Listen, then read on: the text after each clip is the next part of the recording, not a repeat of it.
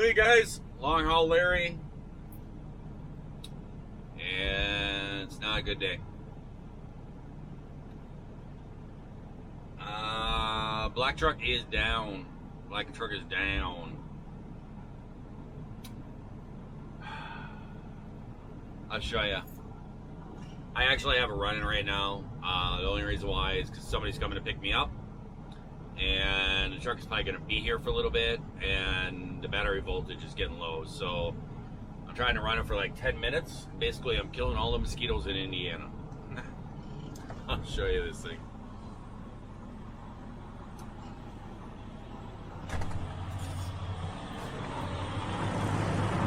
There you go. Pretty bad.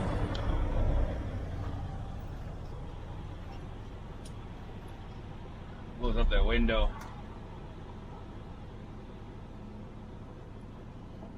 I've had it running for a couple minutes. I'm gonna back it up. I think it'll be fine now.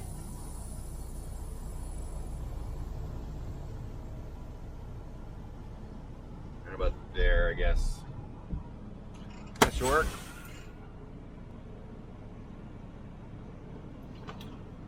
And we're gonna shut her on down. All the truck drivers are on here. I'm probably going, what's going on, man? It's pretty bad. So let me tell you what happened. I've talked to a couple different people today, and you know, and everything, and told them what happened and stuff, and they're like, "Really? You just rebuilt that?" I didn't rebuild it. What I ended up doing is this black truck, I tore it all down and stuff, and I found a problem. It had a bent connecting rod. And I tried talking to Boston and doing a rebuild on it. And doing a rebuild is putting new pistons in, dropping new linings in, you know, the rings and bearings and everything, getting the head, you know, resurfaced, having a lot of times just put a remanufactured head into it. You know, doing a rebuild on it. And he did not want to do that. He said that this truck was just going to be a backup truck or some local truck or some, I hate that when people say that.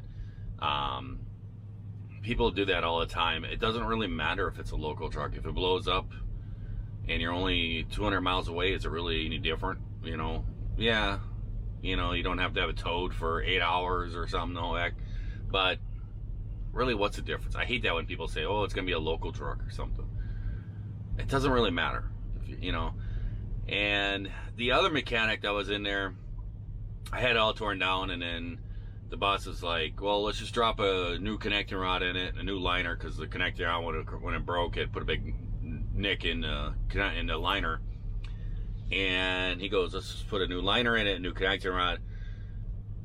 And I tried talking to the boss till I was blue in the face about it, and he just didn't want to do it. He did not want to do a complete rebuild on it.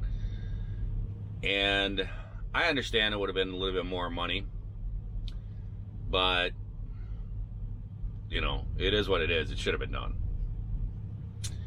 And the other mechanic was all, when I was starting to put it back together, he was like, why are you not dropping new pistons in there at least? And I'm like, I have tried to talk to the boss. You go talk to him. You know, I've talked to him. This is what he wants to do. And he was like, oh, not my thing. And he walked away. But, yeah, so that's pretty bad smoke. It's a lot. I can tell you what's kind of happened. My last trip, I was running up 68, and I had like a whistling noise, like a boost lost. And I pulled up on there at a brake check area in 68. I kind of inspected things, and there was some oil seepage coming out the turbo, and I was like, seriously? I mean, this turbo has like maybe 40,000 miles on it. That's it. Brand new turbo. It's not a rebuild. It's brand new. And I thought, this is crazy. And I started looking in it. I pulled off the intake and I looked inside at the turbo, at the turbine and everything. Everything seemed to be fine and stuff. Seemed like nothing was wrong with it. And I started looking at the intake boots for going to the charge air cooler.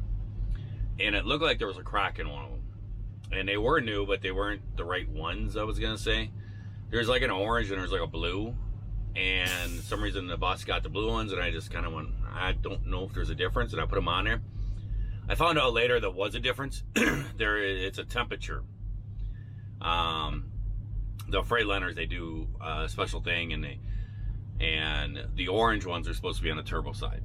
And I thought, okay, well, maybe that's it. Maybe that's what happened. And I made it out of there, and I made it to the Freightliner place, and I bought some new boots, and I put it on there. And it seemed to help and stuff, but there was still kind of a whistling noise. And I've been investigating and looking at trying to figure it out, and I thought maybe it was on the intake side. It was hard to pinpoint it. But I didn't have any power loss or nothing, and I was trying to figure it out. And then last night, I got loaded up, and I was running across Indiana, and I pulled up to a traffic light, and I was running 30 out here across Indiana, these back roads, and I was running across, and I pulled up to a traffic light, and it was raining and everything, and I said it looked like there was smoke that was like coming off from the front of the truck at the traffic light, and I thought maybe it was steam coming out my front brakes or something.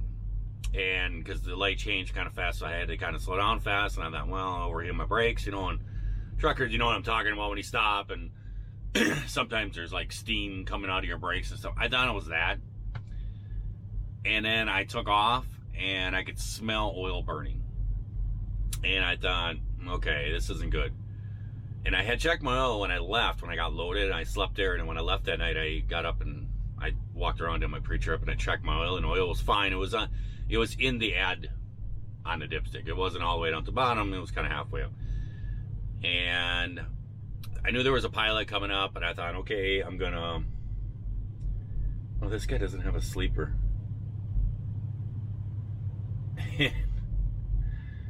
And that's probably why he turned around, the guy next to me and stuff, because he was facing the other way, and I fired his truck up, and smoke was all back there. But I was running across, and I pulled into the truck stop. When I pulled in there, it was like that. It was smoking really bad. And I was like, what is going on? And I got out, and I looked at it, and it was just smoke pouring out of the breather.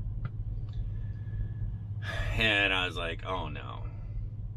But there was no oil. And it was middle of the night, and it doesn't pay to call the boss. He doesn't have a clue on it. I knew what it was. But I thought, it doesn't even pay. All he's going to do is try to, get it back to Maryland. And so I thought, I'm just going to try to be real gentle with it, and I'm going to take off and stuff. And I was coming across Indiana, and I had to add like a gallon of oil to get it all the way full. And I was running across Indiana, and I was coming right here to Fort Worth, and I pushed in the clutch the last stoplight just before I got here to Fort Wayne. The last stoplight, I pushed in the clutch because it was turned, and there was a truck up ahead of me a ways, and he was stopping. And I pushed in the clutch. As soon as I pushed in the clutch, the dash lit up, and the truck shut down. I rolled it over to the shoulder of the road, sat there for a little bit, and I'm like, I knew there was a pilot truck stop just right across the road, just right across this highway. I'm like, can it get there? Come on. And I fired it back up, and it fired up and ran. I put it in gear quick, and I took off, and I got some speed, and I got up over the hill, and I shut it down, and I coasted it. And I coasted coming down and made it into the entrance of the truck stop, and I had to stop again. I had to fire it up, and I made it up to the fuel pump and shut her down, and I got out, and I kind of looked at the engine. Then there was oil everywhere. What that is telling me is that there is either a hole burned through a piston, or the rings are gone on a piston. And there was a code in the truck, in the computer, and I looked up the code, and it was saying number 2 cylinder or something like that. So that's probably what has happened.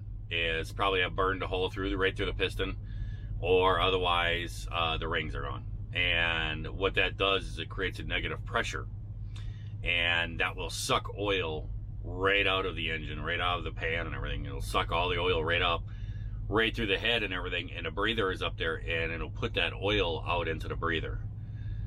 And as long as there's smoke but no oil, you can still run it. But when you start getting oil, you got to shut her down. and it was actually, the truck shut off because of low oil, just from driving a little ways. And so I was like, okay, we're done. And I went inside and I got a couple gallons of oil, and I dumped a couple gallons in, and I actually drove it over here and found a parking spot, backed it in and shut her down. I sent the boss an email about it because there's no reason to wake him up. There's nothing he could do. So I sent him an email, and I kind of went to sleep because I can't run the truck, so I have no AC, nothing. So I went to sleep, and I woke up this morning about 9 and messaged the boss, and we talked a little bit, and he was talking about a Greyhound, and I'm like, dude, do you know how long it's going to take for a Greyhound from here? You know, I don't think he's ever been on a Greyhound. I mean, it's like an 8-hour drive from here back to the shop. A Greyhound, he's like, it comes right here to Frederick, and I'm like, dude, you don't understand. That's probably a 16 to 20 hour drive. Greyhounds are horrible. I mean, they make a pit stop at every little town and zigzag across. It would be horrible. He was talking about renting a car, but I may not be able to find one and stuff. It's hard to find rental cars. And I said, dude, is it your dad home? And he was like, first he said, no, he's on a load. Then he came back and said, he's on a load tomorrow. And I said, have him jump in a truck and take off and run here. And when he gets here, we'll hook it up to the trailer. I'll grab my stuff out of here, and he can crawl in the back and go to sleep, and I'll drive back to Maryland. And he'll be back by morning, and he'll have a full night's sleep, and he can go and do running.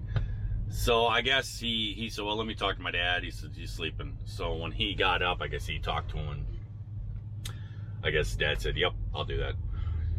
So his dad is on his way. Last report I got, he was like 45 minutes away. So he's heading out and over here. I have the truck, my essential stuff kind of cleaned out of it. And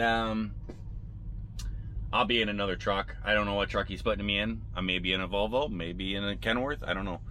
There is a Volvo and a Kenworth sitting there that's available. So I don't know what he's going to put me in right now, but it doesn't matter to me. But I just kind of grabbed my essential stuff, and then I'll be putting it into the other truck. And this truck here, I don't know what's going to happen with it. I'm actually closer to my house than I am to the ADL shop. And we were talking about getting one of those deals that you can mount on a fifth wheel of a regular semi, and it picks up another truck, and then you can haul another truck with it. He was actually talking about buying one of those. I don't know. Might be a time to buy one, because the towing bill, either going back to the ADL shop or going to my house, it will be pretty crazy. A tow truck would kill you over this. I mean, you're talking probably, my guess, probably around $4,000. Yeah, it's pretty crazy. So, because a lot of times you gotta, you know, the tow truck doesn't go one way and then sit around and look for something else to do. You have to pay for the tow truck to drive there and back. Or if I get a tow truck company in Wisconsin, I have to pay for them to drive from Wisconsin here, pick the truck up, and then drive it back. So they're very expensive, and they're specialized, so their rates are pretty high. So I'm not really sure what's going to happen here. We'll see. I don't know what his really thoughts are. I haven't really talked to him about it at all or nothing. But the black truck is down. Should have just done gone and rebuilt it. I should have just started ordering parts and rebuilt it myself without even telling him. And when he got the bill, just say, I don't know. I thought that's what you wanted. That's what you said, or something.